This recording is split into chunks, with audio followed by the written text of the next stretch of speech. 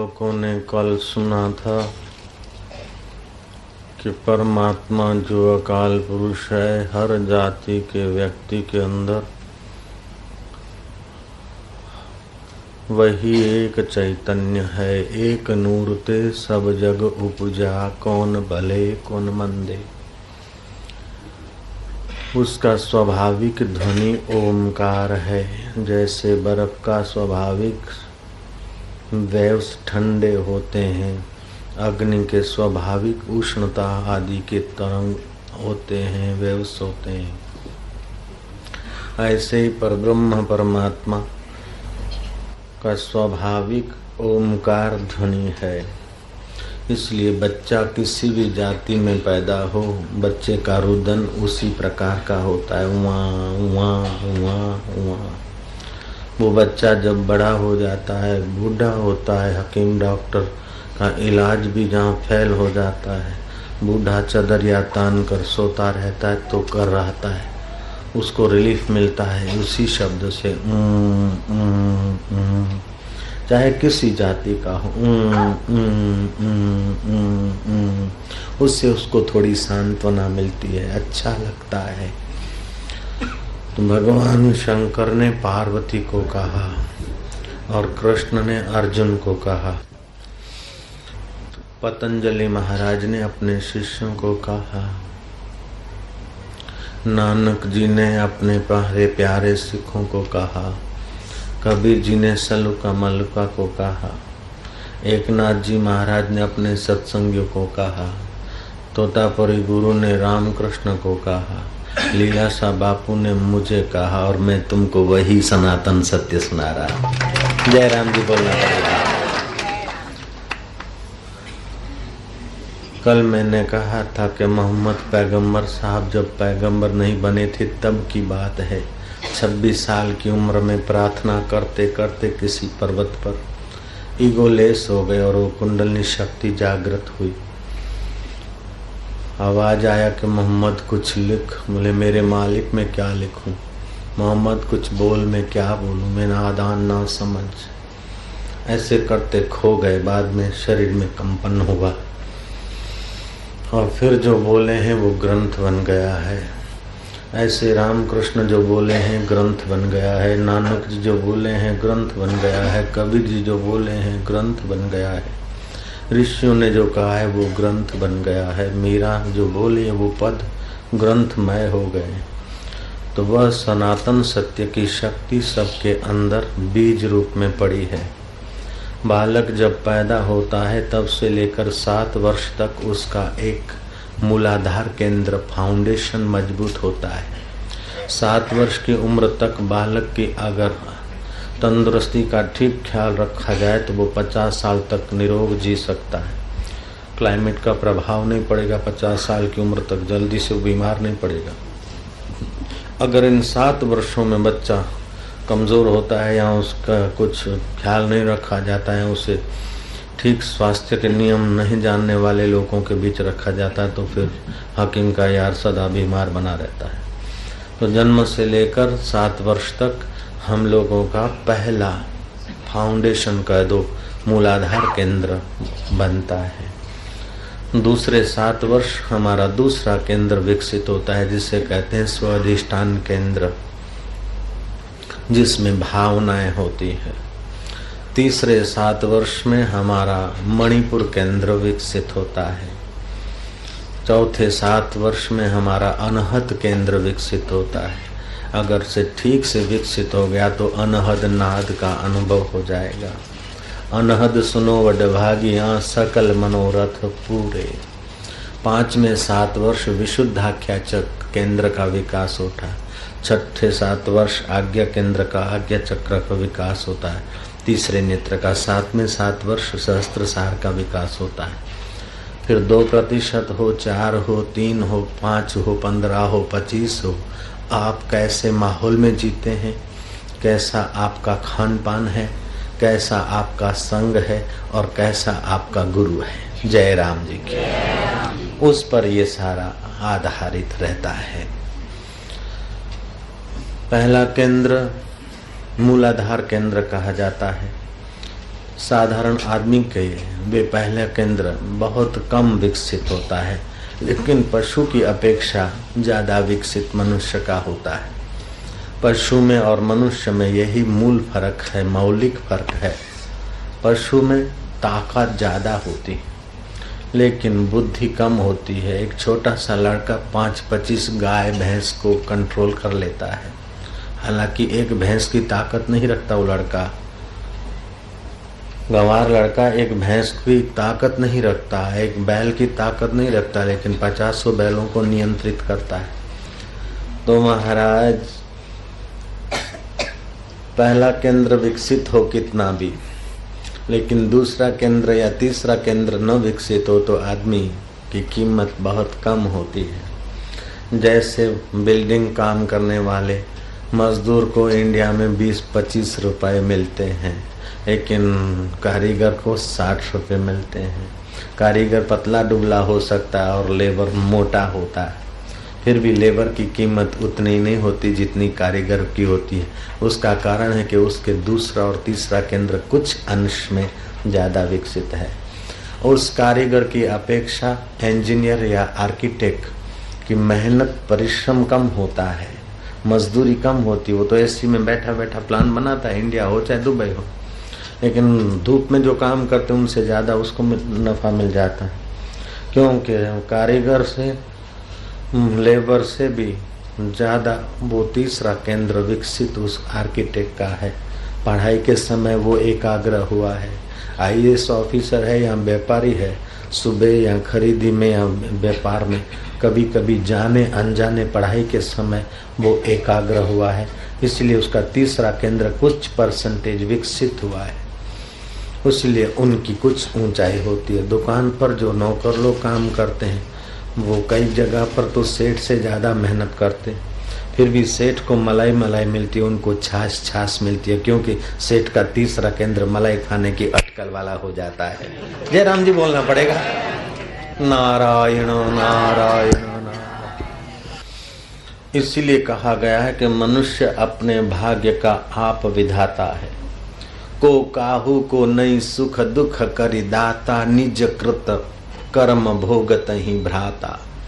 बचपन में एक लड़का है जो संयत रहता है, नियमित पढ़ता है या कुछ ऐसा कुछ सोचता है या पढ़ता है जो उस समय उसकी तपस्या हो जाती है, और वही लड़का जवानी में आईएएस हो जाता है, चीफ जस्टिस हो जाता है, सचिव हो जाता है। दूसरा लड़का बचपन में लापरवाही करता है, उसकी पढ़ने लिखने की तपस्या नहीं होती तो फिर लेबर लाइफ हो जाती। तो तप के बिना भोग नहीं मिलता, तप के बिना ऊंचाई नहीं मिलती। तो तप का फल 2 प्रकार का होता है। एक तप का फल है ऐहिक सुविधा, ऐहिक भोग, हमारी शरीर की तंदुरुस्ती, हमारे शरीर की सुविधाएं दे दे, हमारी मेहनत का फल, ये उसको बोलते हैं नश्वर फल। दूसरा, अगर कोई बुद्धिमान है तो नश्वर वस्तुओं का ठीक उपयोग थोड़ा सा करके बाकी का तप अपने परमात्मा को पाने के रास्ते लगाता, तो उसको संसार का भोग भी मिलता है और परमात्मा का योग भी मिल जाता है। दोनों हाथ में लड्डू हो जाते हैं। जैसे राजा जनक, गुरु नानक, अंगद, देवहर राय, तेग बहादुर आदि लोगों ने भी तो संसार का खाया पिया भोजन आदि तो करते थे। हमारे तुम्हारे जैसा ही तो जीवन था, लेकिन फिर भी अंदर से वो प्रसाद भी पा लिया। तो बुद्धिमान आदमी वह है कि भोग के पीछे ही अपना पूरा समय शक्ति लगाकर जीवन नष्ट न करे, भोग के साथ योग का प्रसाद पाकर अपने योगेश्वर तत्व आत्मा का साक्षात्कार कर ले। अगर तीसरा केंद्र विकसित हुआ है 3-4%, तो समाज का वो साधारण नागरिक माना जाएगा। 5-6% अगर तीसरा केंद्र विकसित हुआ तो वो कुछ छोटा मोटा नेता हो जाएगा, छोटा मोटा राजा हो जाएगा, छोटा मोटा ऑफिसर हो जाएगा। अगर 7-8% केंद्र विकसित हुआ तो उसकी कुछ प्रसिद्धि आदि विशेष होगी।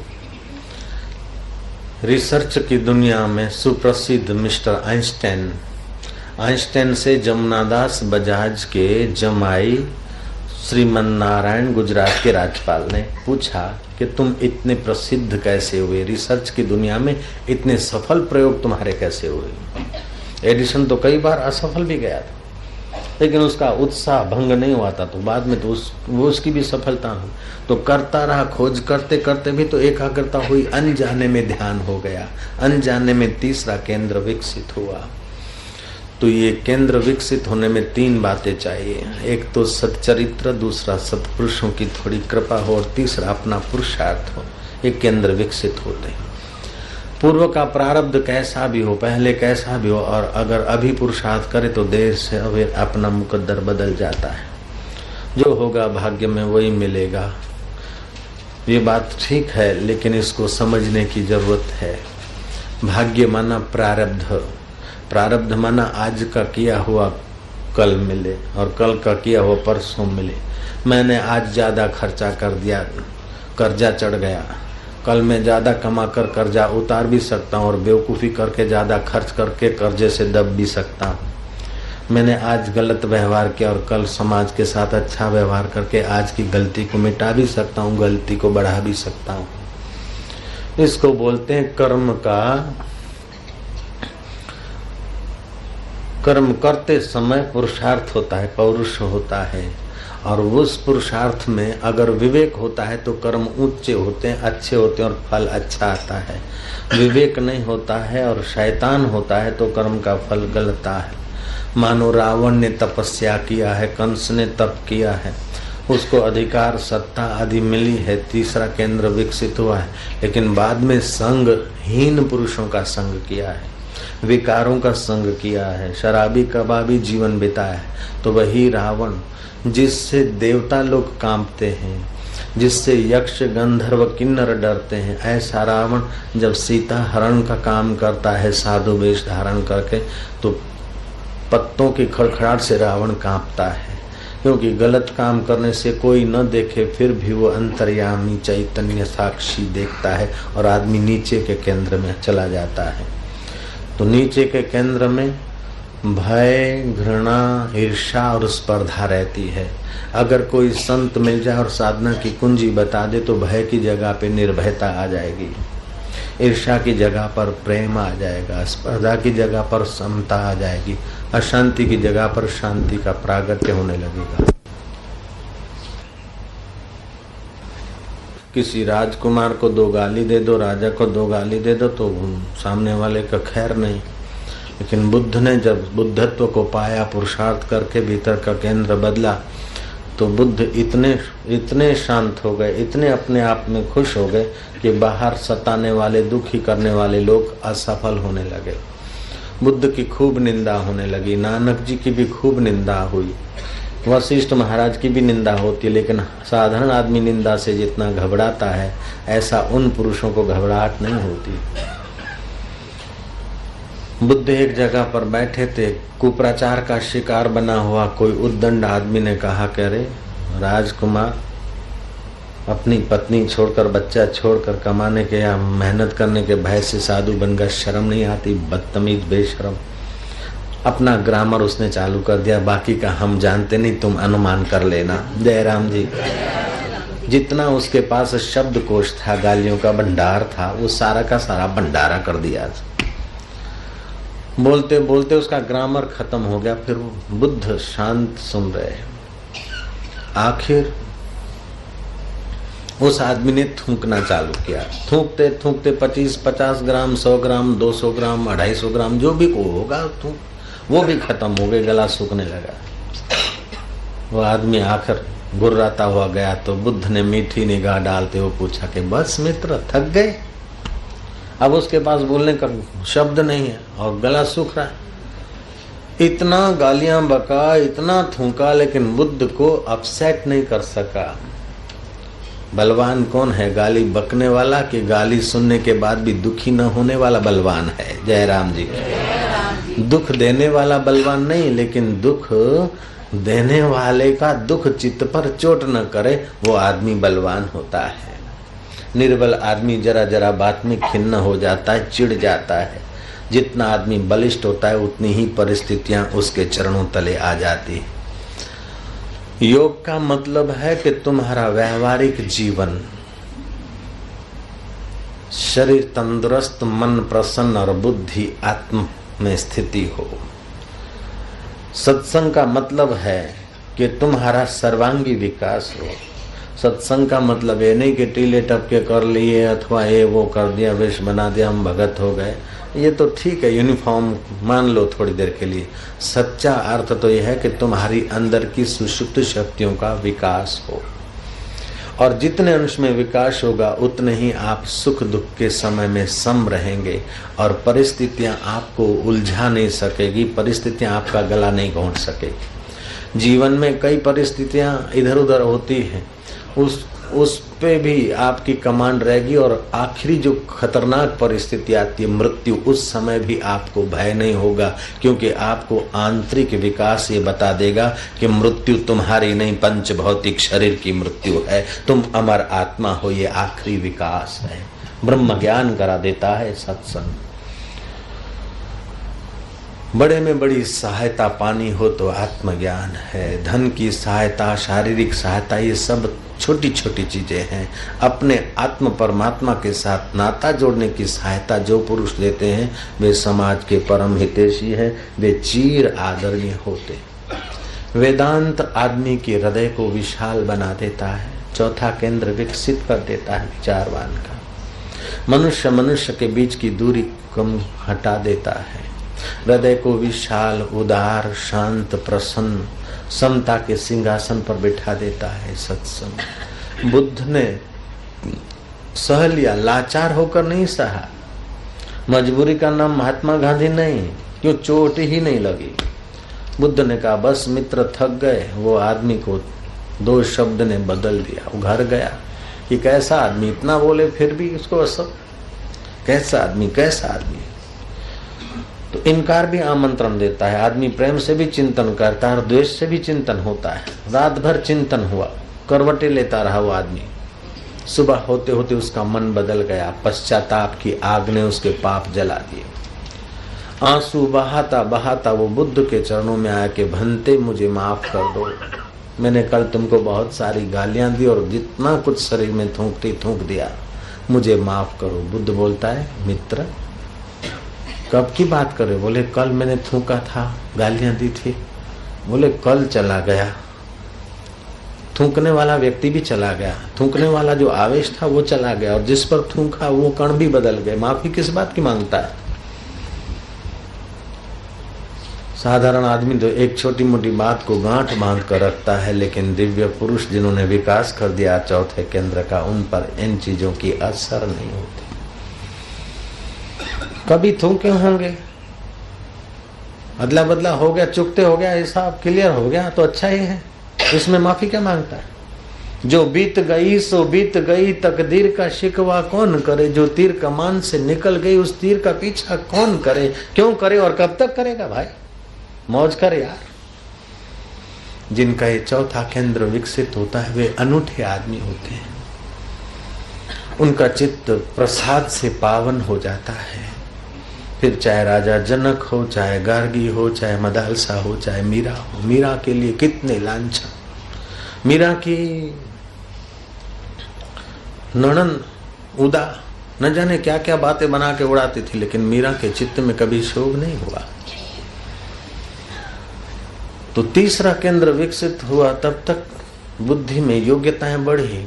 वो 10% विकसित होता है और जगत में लगता है तो जगत में सफल होता है, धंधे में लगता है, रिसर्च में लगता है। अगर उस केंद्र की सफलता में आदमी रुक जाए तो संसारी चीजों में उलझ जाएगा। संसारी चीजें चाहे 15 दुकान हो, 25 दुकान हो, 1000 दुकान हो, फिर भी अंदर एक प्यास बनी रहेगी सुख की, आनंद की प्यास बनी रहेगी। अगर चौथे केंद्र में आदमी नहीं आता, उसको ले जाने वाला सत्संग या सतगुरु या नामदान नहीं मिलता है, या अभिमान के कारण, धन के कारण, सत्ता के कारण वो उधर को देखता ही नहीं, तो ऐसा आदमी रावण का रास्ता लेगा। मिनी रावण हो सकता है, मिनी कुंभकर्ण हो सकता है। उसका स्वभाव ऐसा होगा कि माँ माँ माँ माँ माँ, आई एम समथिंग। फिर उसके आई एम समथिंग से कभी पत्नी पर अन्याय हो जाएगा, तो कभी पति पर हो जाएगा, तो कभी नौकर पर हो जाएगा, और बार बार अपने पर होगा। तीसरा केंद्र तो विकसित हुआ है, लेकिन जीवन में जो रस चाहिए, जो आनंद चाहिए, वो आनंद वाला केंद्र विकसित नहीं किया तो शराब की शरण लेगा, मीट की, चिकन की शरण लेगा, डिस्को की शरण लेगा, न जाने कितनी कितनी चीजों की गुलामी करेगा। अगर चौथे केंद्र का अंदर का रस नहीं आया तो आदमी विलासी बन जाएगा, और जो विलास में गिरा त्यों धीरे धीरे फिर नीचे के केंद्रों में जीवन रहेगा, सेक्सी हो जाएगा, क्रोधी हो जाएगा, चिड़चिड़ा हो जाएगा।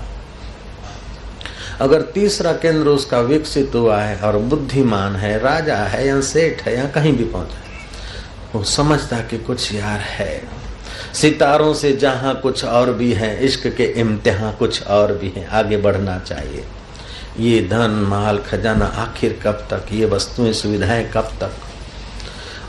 कुछ बुद्धिमान लोग तो ये महसूस करते कि जब थोड़ा मकान छोटा आदि 2-4 कमरे थे और थोड़ा सा कुछ था और बड़े खुश रहते थे, ये बढ़ गया तो और मगजमारी बढ़ गई। लेकिन क्या करे, सब मगजमारी बढ़ा रहे तो एक फैशन हो गया मगजमारी बढ़ाने की। सोफा और कमरा और घर ही साफ करते रहे या साफ करने वाले नौकरों को ही संभालते रहे, लेकिन अपने को कब संभालेंगे। बहुत पसारा मत करो कर थोड़े की आश, बहुत पसारा जिन किया वे भी गए निराश। सुकरात को कुछ सेठ लोग बहुत प्यार करते थे, श्रद्धा भक्ति रखते थे। एक बार सेठों ने कहा कि हमारे साथ घूमने चलिए। बड़े बड़े सुपरमार्केट, बड़े ज्वेलरी के स्टोर आदि दिखाए। बोले जो कुछ बाय करना हो करिए, जो कुछ खरीदना चाहे हम पेमेंट कर देंगे। सुकरात सुबह से शाम तक सब स्टोरों में घुमा, कुछ खरीदा नहीं, और बाहर जब निकला घर जाने को तो खूब सड़क पर नाचा है सुकरात। लोगों ने देखा कि शायद क्रैक हो गया, क्या हुआ, क्यों हंस रहे हैं। बोले तुम कमाने में परिश्रम करते हो, संभालने में परिश्रम करते हो, बाय करने में, खरीदने में भटकते हो, और फिर जो चीजें लाते हो उससे जो भोग भोगते हो, उस भोग से वो सुख नहीं। और मैं उस बात पर राजी हुआ हूं कि इतनी सारी मजदूरी करने के बाद भी तुम उतने सुखी नहीं, मैं तो इससे भी ज्यादा सुखी हूं। इन चीजों के बिना भी मैं ज्यादा सुखी रह सकता। तो ज्यादा सुखी कौन है, ज्यादा शहंशाह कौन है कि पन कम वस्तुओं के बिना भी वो अंदर ज्यादा खुश रह सके। महात्मा गांधी से पूछा गया, गांधी आश्रम में बैठे थे साबरमती, कई करोड़पति, कई अरबोपति, कई लोग प्रार्थना में बैठे थे। प्रार्थना पूरी हुई, सत्संग हुआ, तो गांधी जी से पूछा कि बापू आपके पास तो बहुत बड़े बड़े लोग आते, इन सब में ज्यादा से ज्यादा धनवान कौन है। गांधी जी ने एक मिल मजदूर के तरफ इशारा करके उंगली किया कि ज्यादा ये सुखी है, धनवान। बोले बापू ये तो 100 रुपया कमाता है, साल खाते में जाता है, उस समय 100 रुपया पगार था, अभी 1500 है। बोले इसकी कम से कम आवश्यकता, और ज्यादा प्रसन्न रहता है, टेंशन इसको नहीं है, दूसरों को टेंशन है, वो दुखी है। तो जीवन में अगर सुविधाएं बहुत आ गई, दूसरे और तीसरे केंद्र में रहे या अकल से कुछ संसार की चीजें पाली और अंदर का रस नहीं आया, तो बाहर से भले ही मैम साहब को कह दो कि बड़ी सुखी है, साहब सुखी है, सेठ सुखी है, फलाना, लेकिन अंदर से वो बेचारे सचमुच दया के पात्र होते हैं। श्री राम। और जितना भीतर से आदमी कंगाल होता है, उतना ही बाहर से उसको बहुत बहुत वस्तुओं की आवश्यकता पड़ती है। जितना भीतर से शहंशाह होता है, उतना बाहर की वस्तुओं की बेपरवाह होती है। कुछ चाहिए तो कम चाहिए तो कुछ चाहिए तो गदाई है, कम चाहिए तो खुदाई है, और कुछ नहीं चाहिए तो शहंशाही है। वलीराम नाम का एक सिंधी मंत्री औरंगजेब के पास काम करता था, वो अकाउंट संभालता था। वर्ष की एंडिंग हुई, वो फाइल आया। औरंगजेब के दरबार में ये नियम था कि मंत्री हो चाहे कोई भी मिलना चाहे तो अभिवादन करे, सलाम अलैकुम आदि जो कुछ नियम वो करे, और औरंगजेब इशारा करे तब वो बैठे, उसके बिना वो बैठेगा नहीं, खड़ा रहेगा, फिर से अभिवादन करे। वलीराम बुद्धिमान था, लेकिन फिर भीतर में तो बुद्धिमानों को भी होता नहीं, अच्छा बंगला हो, अच्छी क्रेडिट हो, अच्छा है। मंत्री बना था औरंगजेब का। वो फाइल आदि ले आया, फाइल कह दो, चौपड़े कहो, पहले को बंदियों बंदियां ले आया। अभिवादन किया, औरंगजेब कहीं आकाश की तरफ निहार रहा था। औरंगजेब ने ध्यान नहीं दिया, उसने दूसरी बार अभिवादन किया, औरंगजेब ने ध्यान नहीं दिया। बलिराम को हुआ कि ये भी एक बंदा, हम भी बंदे, और इस बंदे की इतनी खुशामद करते और आंख उठा के कम वक्त देखता ही नहीं।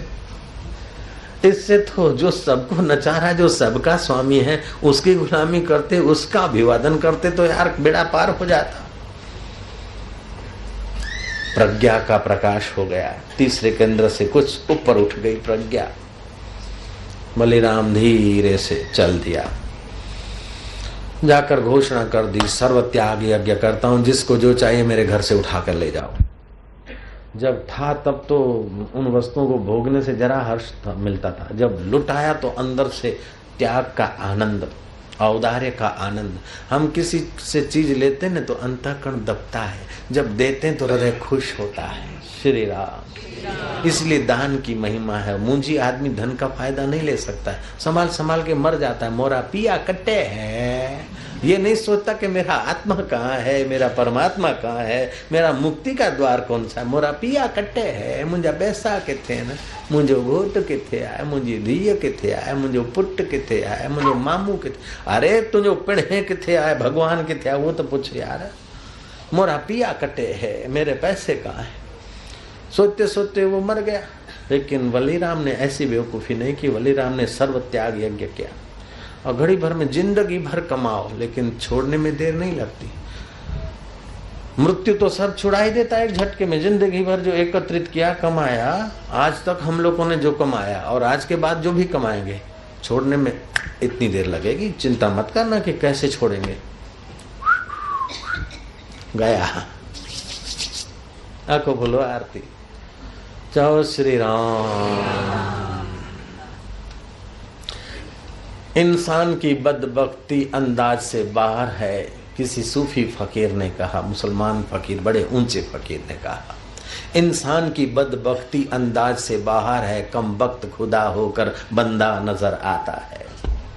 जो खुद ही रम रहा है वो चैतन्य, उसका संबंध जोड़ दे तो वो खुदा से अभिन्न हो जाए। लेकिन ये खपे वो खपे, खपे खपे में अपने को खपा देता है। बलिराम की आंख खुल गई, प्रज्ञा का प्रकाश हो गया। बलिराम चले गए यमुना किनारे। दिल्ली के तख्त की बात है। यमुना किनारे चले गए, आकाश की तरफ निहार रहे और अपनी वीणा आलाप रहे भगवान के गीत। औरंगजेब ने पूछा कि बलिराम नहीं आया। बोले हजूर वो आया, अभिवादन किया 2 बार, आपने देखा नहीं। वो जरा नाराज होकर चला गया। बोले शाही फरमान है, बलिराम जल्दी लाया जाए। अनुचरों ने बताया कि वो तो फकीर हो गया है। फिर बोले फकीर पर फरमान, शाही फरमान नहीं चलता। जयराम जी की बोलना पड़ेगा, फकीरों पर शाही फरमान नहीं चलता। अब तो हमें जाना चाहिए।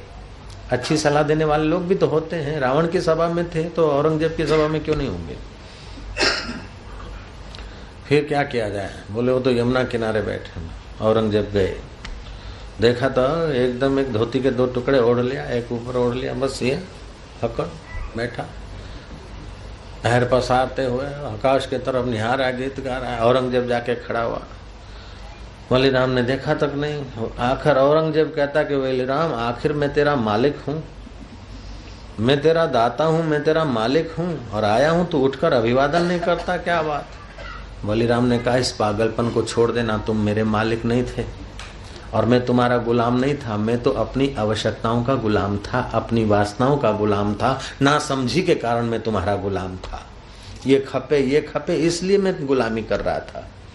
अब खपे खपे को मैंने फाड़ कर उस पोथी को फेंक दिया। अब मैं गुलाम नहीं, अब मैं स्वयं शहंशाह हूं। तुम राजा हो, हम महाराज हैं। दास कबीर चढ़ो गढ़ ऊपर, राज्य मिलियो अविनाशी। अविनाशी राज्य है मेरा, तुम्हारा नाशवान राज्य है। औरंगजेब बोलता है कुछ भी हो, लेकिन तुमने मेरा नमक खाया है। तुम मेरे गुलाम थे, मेरे नौकर थे। बोले मैं तुम्हारा नौकर नहीं था और दूसरे भी तुम्हारे नौकर नहीं, अपनी वासना के नौकर हैं, अपनी आवश्यकता के नौकर हैं, अपनी डिमांड के नौकर है। जिसकी जितनी डिमांड उतना वो संसार का ज्यादा गुलाम। लोग बोलते हैं कि फलाना सेठ और 6 नौकर है, लेकिन ये भ्रांति में लोग हैं। नौकर अगर सेठ से स्वार्थ नहीं और सेवा भाव से सेवा करता है तो सेठ को नौकर बना लेता है कि वो जुगनू चला गया यार, जुगनू चला गया। आज तो हमारे को खाना अच्छा नहीं लगता, बड़ी सेवा करता था और कभी कुछ मांगता नहीं था। मांग नौकर की कम होती तो सेठ के ऊपर नौकर का राज्य चलता है। जयराम जी तो बोलना पड़ेगा। और बॉम्बे में, अहमदाबाद में जब वो रामा या नौकरानी चली जाती है और बहुत काम करने वाली नौकरानी होती है, वो चली जाती है तो सेठानियों को नौकरानी का चिंतन होता है, पैदा हुई तो मूली सुठी है मूली मूली के चिंतन फोन कर रिश्तों के कुछ खपे उन्हें कभी घुरियो ही कौन, कभी कुछ मांगा नहीं और जब दिया तो लौटा के दिया। मूली राज्य कर रही है किस पर? सेठानी पर। क्यों राज्य कर रही है? कि चाह नहीं है। श्री राम, फकीर हम लोगों की दिल पर राज्य करते हैं, चाह नहीं है। अगर हम कुछ देते हैं तो वो भी जाकर समाज को अच्छे उन्नति करते हैं, तो उनका भी भला देने वाले का भला। फकीर तो फिर भी बादशाह, उनके चरणों में हम रखते हैं। सेल्समैन खुशामद करता है, माल देता, तभी भी पेमेंट देने की इच्छा नहीं होती और फकीर को साईं साईं भला है, अरे नहीं कर रहे ना गलत। चाह चमारी चूहरी अति नीचन की नीच, तू तो पूर्ण ब्रह्म था जो चाह न होती बीच। तो जब आदमी का चौथा केंद्र विकसित होता है तो संसार की चीजें वस्तुओं की गुलामी नहीं होती, चाह नहीं होती, वो अपने आप आकर गिरती है। फिर थोड़ा शरीर की तंदुरुस्ती के लिए उसका उपयोग कर लिया, लेकिन उसका उपभोग करके अपने को आदमी बर्बाद नहीं करता है। एक होता है उपयोग, दूसरा होता है उपभोग। उपयोग होता है शरीर का स्वास्थ्य, मन का स्वास्थ्य और बुद्धि के विकास के लिए और जीवन में सचमुच उन्नति करने के लिए वस्तुओं का उपयोग होता है। और उपभोग होता है उन चीजों से मजा लेने के लिए। जो जो उन चीजों से मजा लेने के लिए स्पीड से आदमी जाता है, त्यों त्यों वो ज्यादा जल्दी परेशान होता है। भोजन बढ़िया है, मनपसंद भोजन है, लेकिन उसका उपयोग किया, तंदुरुस्ती का ख्याल रखकर ठीक नाप तोल के खाया, चबा चबा के, तो ठीक है, स्वादिष्ट है, धमाधम खाया, जल्दी जल्दी खाया, चबाया नहीं, तो दांतों की जो चबाने की शक्ति है उसका उपयोग नहीं हुआ, आदमी क्रोधी हो जाएगा। जो जल्दी जल्दी खाता है ना, जरूर चिड़चिड़िया स्वभाव होगा, क्रोधी होगा होगा होगा और होगा। वस्तु सुंदर है, चबा चबा कर खाई, जितनी जरूरत है उतना खाया, उपयोग हो गया, स्वादिष्ट है, दो ज्यादा रख दिया, आलस हो गया, जड़ता आ जाएगी, दो चार और ग्रास धर दिए तो खाने की रुचि टूट जाएगी। अब तुमने खाना नहीं खाया, खाना तुमको खाना शुरू कर रहा है। ऐसी दूसरी गाड़ी, मोटर, वस्तु, पैसा, इनका उपयोग हो जाए तो ठीक है, लेकिन उपभोग करा तो मोरा पिया कटे है, रुपयों का उपभोग कर रहा है, मरण बिगड़ गया। तो 30 पहला, दूसरा, तीसरा केंद्र अगर 2-5% विकसित है तो साधारण आदमी अगर उसको ध्यान मिल जाता है, मंत्र मिल जाता है, मंत्र का अपना प्रभाव होता है। जैसे आप बटन पुश करते हैं ना, तो 91 करिए तो इंडिया है, 90 करिए तो और कंट्री है, एक नंबर हेर फेर में पूरा राष्ट्र बदल जाता है। तो ऐसे ही मंत्र के एक आध मोड़ तोड़ में तुम्हारे केंद्रों के विकास की सिस्टम बदल जाती। ये सिस्टम जानने वाले हजारों हजारों साधु में कोई एक आध मिलता है। जैसे नारद जी जानते थे, नानक जी जानते थे, कबीर जी जानते थे, रामकृष्ण जानते थे, तोतापुरी गुरु जानते थे, मीरा जानती थी। ऐसे पुरुष अगर मिल जाए और वो मंत्र दीक्षा दे, कैसा भी आदमी उसकी यात्रा शुरू हो जाती है। भाग्य होया गुरु संत मिलाया, प्रभु अविनाशी घर में पाया। हमारे पिता नगर से थे, सुख सुविधाएं तो बहुत थी, लेकिन देखा कि आखिर जिंदगी बर्बाद। फिर हम घूमे, कई साधु संतों में, मत मजहबों में, पंथों में गए। जब ऐसा गुरु मिले तब हमारा सिर झुक गया। महाराज 40 दिन में अपना काम बन गया। 3 साल से लेकर 22 साल की उम्र तक हमने अलग अलग साधनाएं की, काली की उपासना की, शिव की, योग किया, भक्ति के, न जाने क्या क्या किया। मुझे तो कभी कभी आश्चर्य होता है कि हम लोगों ने जो परिश्रम करके जो चीज पाया, उसको आपको, वो चीज आपको ऐसे ही मिल रही है। जैसे गाय सुबह से शाम तक बेचारी इधर उधर भटकती, कहीं हरा खाती, कहीं सूखा खाती, कहीं डंडा खाती, कहीं पानी पीती है, कहीं गर्म, कहीं ठंडा। ऐसा करते करते दिन भर की मेहनत के बाद उसके शरीर में दूध बनता है और बछड़े के पास जाती तो शरीर का पूरा दूध उतर आता है और बछड़े को तैयार माल मिलता है। ऐसे ही संतों ने अपने गुरु से, गिरी गुफाओं से, उपनिषदों की परतों से, वेद से, शास्त्रों से, योग से, भक्ति से, लय योग से, हठ योग से, नादानुसंधान योग से, न जाने क्या क्या प्रयोग करके जो जो जो जो पाया, जैसे मधुमक्खी अलग अलग पुष्पों से लेकर आई और शहद बना दी। शहद वाले को तो यूं तैयार माल मिलता है। ऐसे ब्रह्म ज्ञान और सत्संग आत्मरस जिन महापुरुषों ने पाया है, ऐसे पुरुषों का संग जिनको मिल गया, उनको ये माल मुफ्त में मिल जाता है, टनाटन माल मिल जाता है। बिल्कुल बोलना पड़ेगा। जय राम जी। और मजे की बात है कि सत्संग करने वाला तो बंधन में अपने को डालता है। प्रोग्राम दे दिया फलानी फलानी तारीख, तो फलानी फलानी जगह पर हाजिर होना पड़ता है। हांगकांग, सिंगापुर वाले रोज 2-5 फोन करते। अगर एक बार हाँ बोल देता हूँ तो बंध जाता हूँ, और बंध गया उसमें वो लोग आए तो आए और चले जाएं तो चले जाएं। मेरे को तो हाँ कह दिया तो जाना पड़ेगा। अब यहाँ जो डेट दिया है 17 तारीख या 16 तारीख तक, तो मेरे को तो रहना ही है। आप आए ना आए, उसमें 4 आदमी कम भी आए तो क्या, 10 कम भी आए क्या, 25 आए। हर रोज तुम नहीं भी आओ तो चले, लेकिन मेरे को तो रोज आना पड़े। जयराम जी। तुम सुनकर अगर अकल किसी की कम है और चालू कथा में पीठ देकर चल जाता है, पुण्य बिखेर देता है, तो भी उसको घाटा तो नहीं पड़ता, हृदय तो धुल जाता है। तो किसी की अकल कम है और चालू कथा में उठ के चला जाता है तो जा सकता है, मैं तो आधे में नहीं जा सकता। जा सकता हूँ क्या? अभी आप कोई भी जा सकते, मैं जा सकता हूँ क्या? तो सत्संग सुनने वाले की सुनाने वाले की अपेक्षा सुनने वाला ज्यादा स्वतंत्र है। मैं जब गुरु के चरणों में सुनता था तब ज्यादा मजा आता था। अभी दिखती बाहर से गादी, लेकिन मजा पहले ज्यादा था। जयराम जी की जयराम जी चौ है मोगी मोगी माए कंजूस कंजूस चौ श्री राम। तो मूलाधार केंद्र में काम रहता है।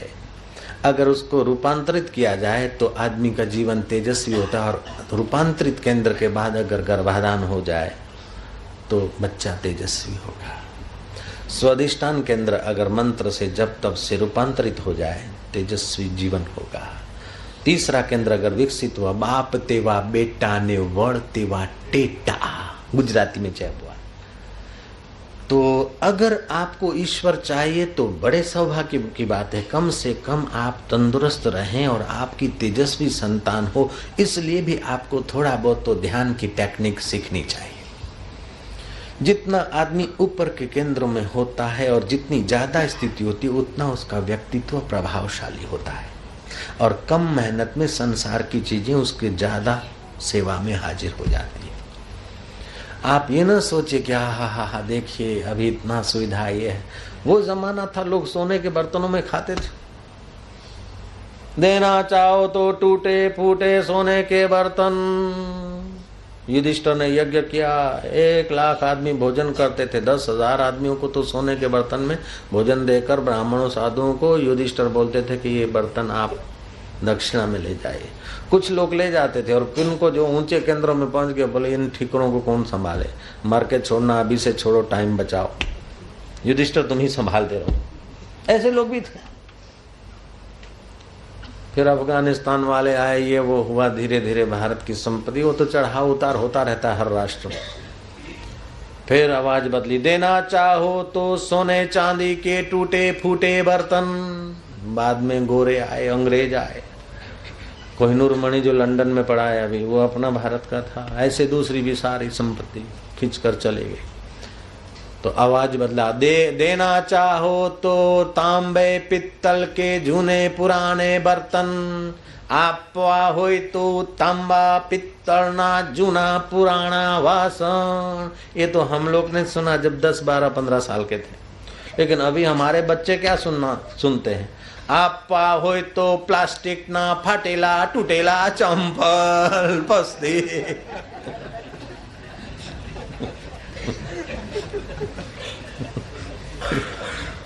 नारायण नारायण नारायण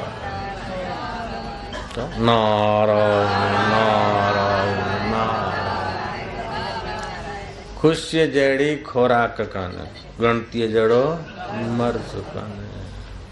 चाहे कुछ भी हो गया, साईं चाहे बिगाड़े छे, इन कपड़ा बिगाड़े छे, इन भैसा मुझी इज्जत बिगाड़े छे। इतना बाहर का बिगड़ा, फिर तू अपना हृदय क्यों बिगाड़ता है बेवकूफ? हृदय को तो खुश रख कम से कम। कि साईं मेरे को तुकारा कर दिया, मेरी इज्जत बिगाड़ दी। मुई बिगड़ी तो बाहर की इज्जत बिगड़ी, अंदर की इज्जत तो मत बिगाड़ तू।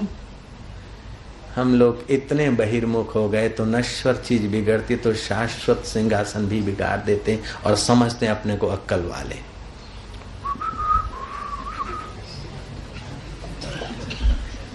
मत कर रे गर्व गुमान, गुलाबी रंग उड़ी जावे गो, उड़ी जावे गो रे फीको, पड़ी जावे गो माटी में मળી जावे गो, पाछो नहीं आवे गो।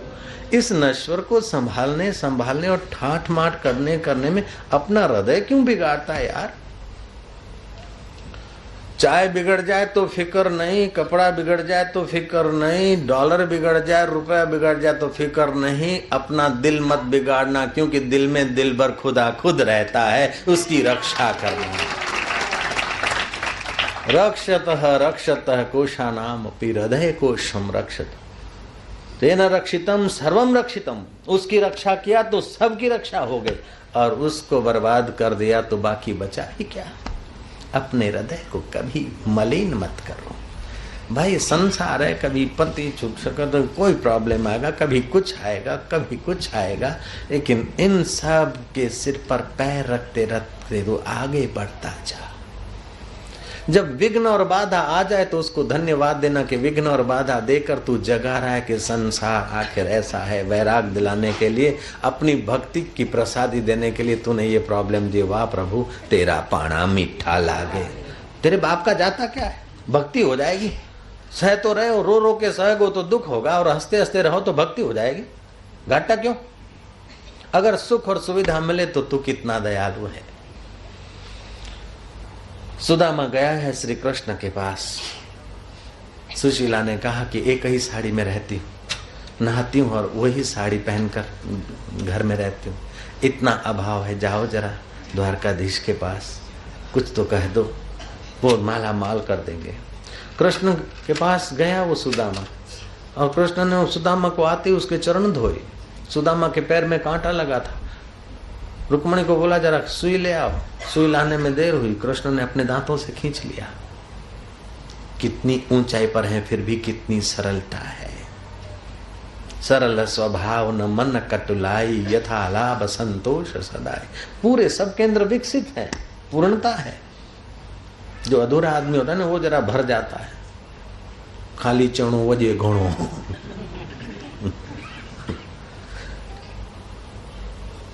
रूप दिसी मगरूर नथी, एडो हुस्न ते नाज न कर। रूप सभई रावल जा थई, रावल जा आन रंग घणा। जे तो वट धन ऐं दौलता, दौलत सब दाता जी आ, तो वट उन जी अमानता। तू ट्रस्टी है, खणी टको भी कोन मिले। राम राम संग ऐसा नहीं बोलेंगे क्या? इतने द्राम संग है, इतने रुपए संग है। पड़ा रहेगा माल खजाना, छोड़ त्रियासुत जाना है। कर सत्संग अभी से प्यारे, नहीं तो फिर पछताना है। खिला पिला के देह बढ़ाई, वो भी अग्नि में जलाना। के Sai I am very happy, देखो हमारा बॉडी देखो, ठीक है, पहले हम ऐसे थे, अब देखो। हाँ, तो उठाने वाले को जरा वजन ज्यादा हो जाएगा, लोड ज्यादा हो जाएगा, और क्या किया तूने? चटांग पर राख ज्यादा हो जाएगी, और तूने क्या किया? कोई बड़ा काम नहीं किया, शरीर बड़ा बना दिया तो कोई बड़ी बात नहीं।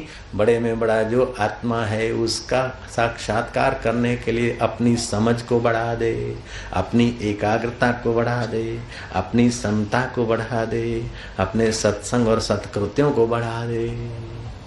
जब तू आया जगत में, जग हंसे तू रोए। बाकर को टोपे कही मुआ। तो तुम जब पैदा हुए थे तो रो रहे थे, और माता पिता और कुटुंबी, पिता माता तो क्या बेचारे, पिता और कुटुंबी लोग मिठाई खा रहे थे, छोकरो जा वठ, छोकरो जा वठ, वो मीठा मुंह कर रहे, तुम रो रहे थे। था ना ऐसा दिन? जब तुम आए जगत में, जग हंसे तू रोए। ऐसी करनी कर चलो कि तुम हंसे और जग रोए कि अरे यार बहुत अच्छा आदमी था, अरे सज्जन आदमी था, अरे यार ऐसा जीवन। 4 दिन की जिंदगी जी, लेकिन ऐसा जी कि संसार कोई याद करे और दिल भर परमात्मा भी याद करके मेरा आ रहा है सनातन सत्य स्वरूप मेरा पुत्र। महाराज, अगर चौथा केंद्र विकसित होता है तो आदमी को अंदर से रस मिलता है, तृप्ति मिलती है। उपनिषद कहती है सतृप्तो भवति अमृतो भवति सतरति लोकांतार्यति। अगर चौथा केंद्र विकसित हुआ तो वो तृप्त रहता है, अमृतमय होता है, वो तरता है, दूसरों को तारता है।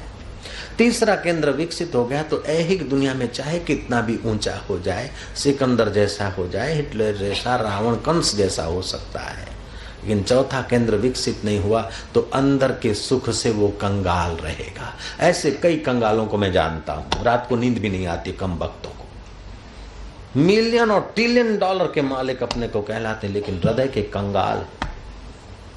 और ऐसे कई शहंशाहों को जानता हूं, सुखदेव जी जैसे, एकनाथ जैसे, मीराबाई जैसे, शबरी जैसे, रूखा सूखा मिल गया, खा लिया, अंदर से इतने खुश हैं कि भगवान भी उनकी खुशी देखकर जूठे बैर खाने में तत्पर हो जाते। रामचंद्र भगवान की। सरोवर कांठे शबरी बैठी, सरोवर कांठे ओली भीलण बैठी, धरे रामनु ध्यान, राम राम रटता शबरी बैठा, हइये राखी हम, गुरु ना वचनो माथे राखी, ऋषि ना वचनो माथे राखी, हइये रटती राम, राम राम रटता शबरी बैठा, हइये राखी हम। शबरी जब राम को देखती है, वो अपने जूठे बैर, आंखों से दिखता नहीं, 80 साल की उम्र है, चक चक कर बैर रखती। राम जी आए, बैर खिलाए, कंदमूल खिलाए, चबराक शबरी बात भी करती जाती है, परोसती भी जाती है। उत्तम स्त्री के लक्षण है। कार्येषु मंत्री, कामकाज में मंत्री जैसी बातचीत में निगाह रखने, ये उत्तम स्त्री के लक्षण है। कार्येषु मंत्री, गृहेषु लक्ष्मी, घर में पकाई से, कर कसर से, युक्ति से घर को स्वर्ग बना दे।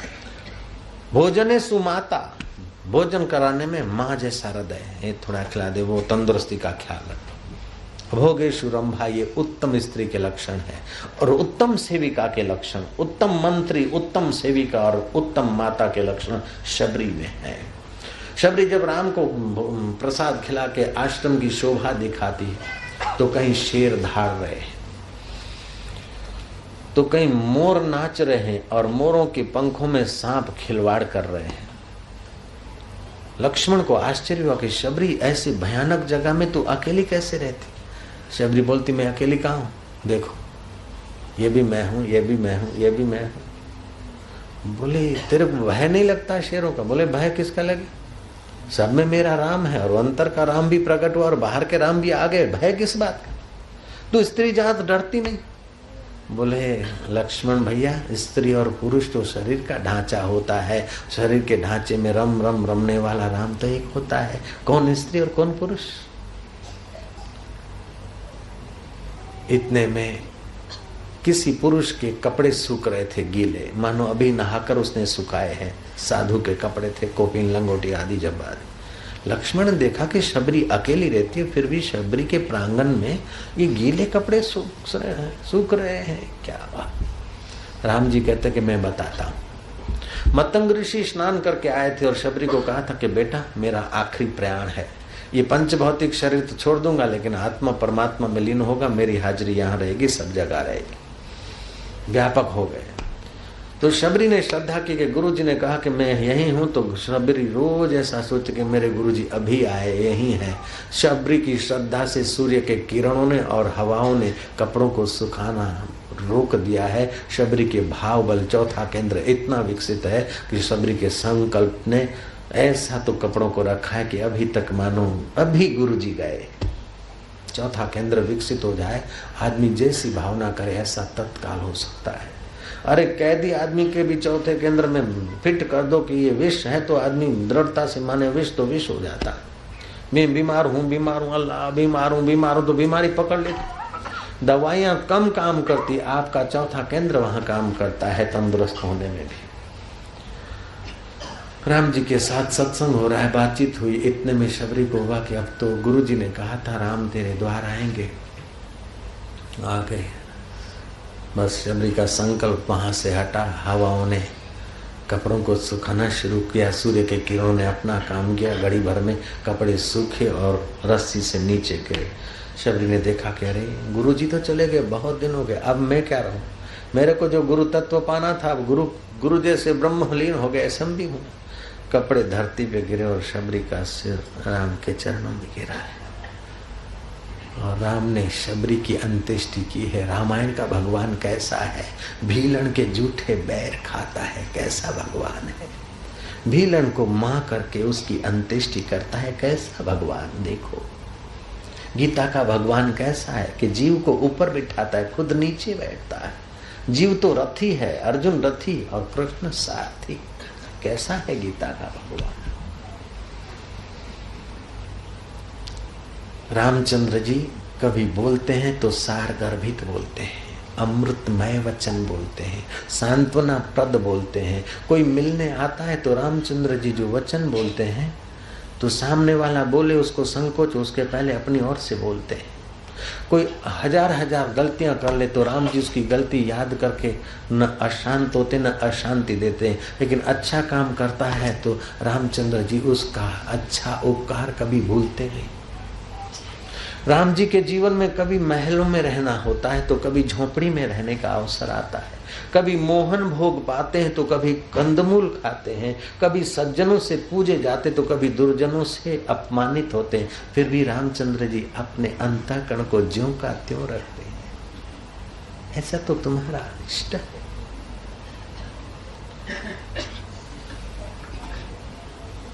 सारगर्भित बोलते हैं, मधुर बोलते हैं और हितकर बोलते हैं। व्रत ले लो, हितकर बोलेंगे, मधुर बोलेंगे। आप हितकर और मधुर बोलेंगे, सामने वाले का तो जो कल्याण होगा होगा, उसके पहले आपका हृदय बनेगा, आपका अंतःकरण बनेगा। जो तो को कांटा बुए वहां को बो तू फूल, तो को फूल के फूल है वहां को है त्रिशूल। हरिजन तो हारा भला जीतन दे संसार, हारा तो हरि को मिले जीता जम के द्वार। गुरु नानक का वचन है। अपने हृदय की रक्षा करोगे, चौथा केंद्र विकसित होगा। कोई संत मिल जाए, मंत्र दीक्षा दे दे, पहुंचा हुआ संत, जैसे रामकृष्ण ने नरेंद्र को दे दिया मंत्र दीक्षा और नरेंद्र लग पड़े तो अनुभव हो गए। तो वो आपकी कुंडलिनी शक्ति जब जागृत होगी तो आपको ध्यान नहीं करना पड़ेगा, ध्यान अपने आप होगा और वो केंद्र विकसित होंगे। अब भी 2-5% विकसित हैं, बाकी 95%, 96 अथवा 94% बंद पड़े हैं, वो विकसित होते हैं। जैसे तुम प्राणायाम करो, इस एटमॉस्फेयर में तुमको प्राणायाम बहुत हितकर होगा। सुबह का कोहरा मिट जाए उसके बाद अथवा तो अपना एसी के कमरे में थोड़ा सा गूगल जौ तिल का थोड़ा धूप कर दो, क्लाइमेट अच्छी हो जाएगी। धूप करना इधर के क्लाइमेट के लिए बहुत हितकर होगा। हो सके तो थोड़ा सा कुलसेवल से लेकर किसी में थोड़ा धूप करो, फिर लंबा श्वास लो, घड़ियाल सामने रखो, पेट अंदर रखो, आधा मिनट श्वास को रोको और जो भगवान को जिसको मानते हो, राम रहीम जिसको, श्वास रोको और जपो। फिर धीरे धीरे श्वास छोड़ो, फिर आधा मिनट श्वास बाहर रहे, 25 सेकंड, 30 सेकंड, तो 30-40 सेकंड श्वास अंदर रहे, 30-40 सेकंड श्वास बाहर रहे। ऐसा अगर आप 5 से 10 बार कर सकते हो तो आपको स्वास्थ्य में एकदम चमत्कार मालूम होगा। उसके साथ साथ आपका मन भी ज़्यादा प्रसन्न रहेगा और आपके अंदर के केंद्र भी थोड़े विशेष विकसित होंगे। खुशी बढ़ेगी, स्वास्थ्य बढ़ेगा। सुबह उठते समय शरीर को खींचो, सीधा लेटकर थोड़ा व्यायाम करो उसी समय उठते समय। बाद में जोर से हंसो, ब्लड सर्कुलेशन घूमेगा। घर वालों को बोल दो 2 मिनट के लिए हम पागल हो जाएं तो फिक्र मत करना, जन्म जन्म का पागलपन मिटाएंगे। वो 2 मिनट का सुबह का हास्य और प्रसन्नता दिन भर तुम्हें सुमरण करते करते मदद मिलेगी। एक आध घंटा काम करते, 1 मिनट रेस्ट ले लो। काम हुआ शरीर से, मन से, इंद्रियों से। इसको करने की सत्ता जिसने दी है उस रब का मैं ध्यान करता हूँ, वो मेरे हैं, मैं उसका हूँ। वाह प्रभु, हरिओम तत्सत। और सब कब सब लाभ हुआ तो क्या, हानि हुई तो क्या, सब सपने में बीत गया। बस तू एक सार सो गोता मारो, जीवन की उन्नति होगी। उजाले अपनी राहों के हमारे साथ रहने दो, न जाने जीवन की किस गली में शाम हो जाए। उजाले अपनी राहों के, हे गुरुदेव आपने जो ज्ञान का उजाला दिया है, जो रब को राह पाने की, रब की राह दी है, ऐसा उजाला हमारे हृदय में रहे।